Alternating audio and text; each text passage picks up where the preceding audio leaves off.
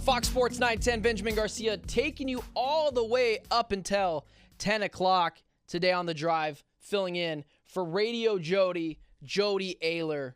You can follow me on all social media platforms at Ben Garcia Show. Now, there's two things I wanted to talk about in this last segment of the hour. Let's start off here. The New York Knicks made how do you put it? The New York Knicks made a trade that on paper looks awesome. Nova Knicks. And I will praise the Knicks in just a second here. And I will give the Knicks all the praise that they deserve. Because ultimately, spoiler alert here in just a second, I believe the New York Knicks can win the NBA championship. I think right now they would beat the Boston Celtics. But here's what I will say. They overpaid a bit for Mikal Bridges. And it was literally an offer the Brooklyn Nets could not refuse because they were sold. We're going to build around Mikal. We're not going to take any offers. They had offers for like 3 first-round picks. The Knicks are like, we'll give you all that and more. It does feel like a little bit of an overpay for Mikal Bridges. Being a Phoenix Suns fan, watching Mikal Bridges, watching what he did in the playoffs, there were times in the playoffs that Mikal Bridges did shrink. Granted, that was a couple of years ago. He's a different player now. And I'm not here to, rag against Mikal Bridges. I love Mikal. However, there were times that Mikal Bridges did shrink a little bit in the playoffs. I think as Suns fans, that is a very fair thing to say. Mikal Bridges, as your third best player on your team, or as the third option offensively, can alleviate some of that scoring woes that Jalen Brunson felt like he had to shoulder most of the time. Dante DiVincenzo, probably best coming off the bench. Josh Hart, probably best coming off the bench, but also could start. That'll be interesting the way that the Knicks decide how they want to start that. But it was a lot. I thought the Brooklyn Nets got a haul for Mikal Bridges. I think it's one of those rare win-win scenarios. The Brooklyn Nets were in no position to keep Mikal Bridges. It didn't make any sense. They needed to restock on draft picks. They did so. And they got a solid player that they can flip as well in Bogdanovich. And they can flip Cam Johnson now. But they did, in the New York Knicks, give up a lot. But in that scenario, I don't really care. Because Mikal Bridges fits perfectly with the New York Knicks. There's like no question about it. He's going to fit awesome. He's going to be great. And now this is where I praise the New York Knicks for being smart, for being savvy, for re-signing OG Anunoby so they can secure the best 2 wings in the NBA. This is what maturity gets you. The Knicks were rumored to want to go after Kevin Durant, were rumored to want to go after Donovan Mitchell. The Knicks have really matured over the years. Maybe call it Tibbs. Maybe it's him. Maybe it's Thibodeau. Maybe he has changed the culture. That's a possibility. I know he's a highly respected coach, although at times can be seen as a hard you-know-what.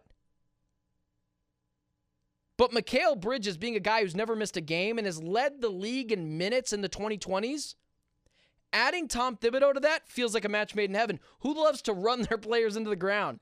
Tom Thibodeau. Josh Hart, Mikal Bridges, Jalen Brunson, they don't take nights off. He's going to fit well in New York. And here's what I'll say to that. The New York Knicks should be the favorites now in the East. I believe that the New York Knicks would have taken the Boston Celtics a long while. It would have been a very long, hard-fought series between the Celtics and the Knicks. If the Knicks were healthy. They weren't healthy. They didn't make it. Sometimes that happens. War of attrition. Thibodeau needs to be better with the way that he maneuvers his lineups. This is not new information. But now adding Mikal Bridges, securing OG Anunoby, that's the best wing duo defensively in the NBA. Both guys who can shoot the 3 as well. Jason Tatum, Jaylen Brown are going to have their hands full with those guys. I'm not going to say I'm going to take that back. They probably shouldn't be the favorites in the East. But Boston has a clear competitor now.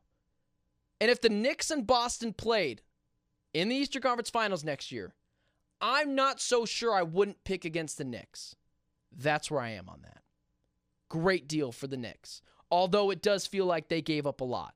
But you get a guy that fits the culture, and you get a player that's highly sought after. Everyone in the NBA would take a Mikal Bridges on their team. Now there's another rumor. Another rumor that just feels like kind of a reach. The Golden State Warriors. Here, you go from the New York Knicks, who made a mature decision, who went and got a guy that fits their culture, and a praise, although it seems like they gave up a little much. The Golden State Warriors might be all in on Paul George, are about ready to load up and give a max contract to Paul George. You're subbing out Klay Thompson, you're adding Paul George to that team. I don't know if it's the right decision. Paul George being added to the Golden State Warriors, I don't think makes them championship contenders. And if you're the Warriors, with Steph Curry, Draymond Green, the young kid they drafted this year, and Paul George, and who knows what they do with Andrew Wiggins, probably going to have to shop him. It doesn't seem like that's something that's going to work. Paul George, kind of a laid-back guy. I'm not so sure that's going to work with Draymond Green. I think it might be a mistake for Paul George, a guy who, at times, I'm not going to completely crush him, but at times can shrink in the playoffs. I think that's an interesting fit for the Golden State Warriors. They still have a big issue. Don't have a guy there. We know it looks like Kevon Looney's going to have to walk. They're going to have to get rid of him. The center position is of need. A two-way guy in Paul George. You add Steph Curry to that equation, getting a little bit older, although his game is going to mature well in the NBA. It's going to age well because it's a lot of jump shots. It's not exactly getting to the rim, although he can. It's just an interesting fit for me. And it feels a little reckless for the Golden State Warriors to spend this capital on a guy like Paul George, when it feels like this is a time for a team that's won multiple titles to retool, go back to the shed, come back in a couple of years, and figure it out. So there's two clear transactions that have been made in the NBA. One, a very mature decision, although a lucrative one in Mikal Bridges. A lucrative one in terms of what they gave up. And there's a fighting to stay relevant sense with the Golden State Warriors trying to go get Paul George. That's what it feels like. It feels like it has been an over-the-hill celebrity trying to stay relevant with Paul George. I think it's reckless with their money. I don't think it makes a lot of sense.